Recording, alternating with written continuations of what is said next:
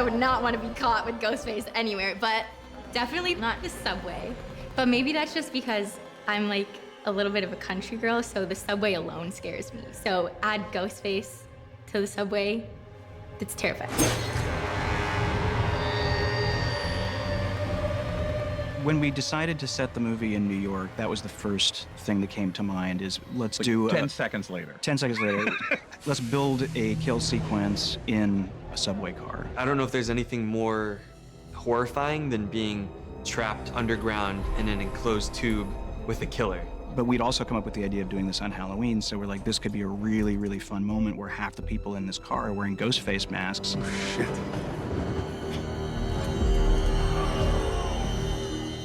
This train sequence was one of the first challenges. Montreal does have a subway, but it doesn't look at all like a New York subway. But we looked at that, and we went through several iterations. The subway set for sure is the biggest set after the apartments. Well, the car itself, that's one big one. We rented some before from New York, but just the cost of shipping it here and back, and then the weight of the real car was like limit load-bearing capacity for our stages. So here we are.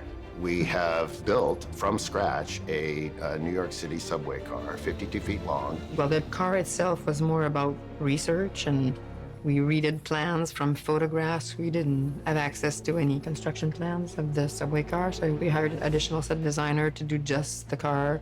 And it's like 5 or 6 weeks of set design just to recreate the plans. When you're on it, you think you're on a subway car. And when you're standing on it, you feel like you're moving. It's like one of the actors was saying, it's like an amusement park ride. The subway and the subway car that the art department built from scratch amazingly, which is a beautiful set. And so we're lighting that to look like it's moving when it's not actually moving. And to see what Brett and the lighting team had designed so that it would feel like it was moving. It was something that we had, countless hours of conversations about in prep. And showing up, sitting on that subway with the trans lights moving outside the windows was one of the most surreal moments I think we've had. It felt like we'd been transported to a New York subway and we were sitting on a stage in Montreal. So we have this train car, and then we have a platform, a subway platform. Get your Ghostface ass away from me, Ghostface. Which is a replica of a New York City subway station. And so we built that. The subway car can actually move. And the subway car moves into our train station and out of our train station.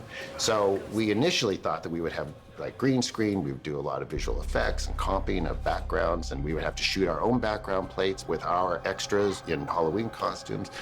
And that just doesn't fit with how Matt and Tyler work. That's just not, that's not who they are. So now we don't have any visual effects in this scene. Except we have just the one car, not like a full train, but we're using a mirror gag to extend on the platform so we see another car, so 2 for 1.